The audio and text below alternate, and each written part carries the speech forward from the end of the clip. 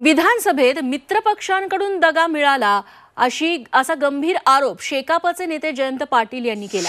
मित्रपक्षांनी साथ दिली असती तर आमचे 4 आमदार निवडून आले असते असंही जयंत पाटील म्हणाले।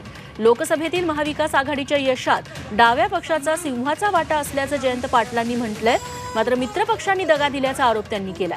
विधानसभा निवडणुकीत महाविकास आघाडीतील घटक पक्षांनी दगा दिल्याचा गंभीर आरोप शेकापचे नेते जयंत पाटील यांनी केला। मित्रपक्ष आणि आघाडीच्या लोकांनी दगा दिला नसता तर जिल्ह्यात शेकापचे 4 आमदार असते असंही जयंत पाटील म्हणाले।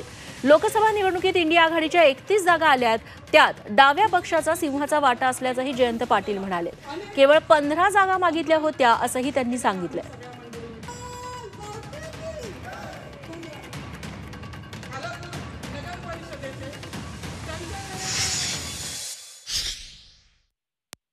मित्र पक्षाने आणि आघाडीच्या लोकांनी दगा नसता दिला तर आज राम पाटील पण आमदार असते आणि अतुल मात्रे सुद्धा आमदार असते आणि प्रीतम मात्रे सुद्धा आमदार असते। परंतु या ठिकाणी जे झालं त्याच्यावर आम्ही कुणाला मागत नाहीये।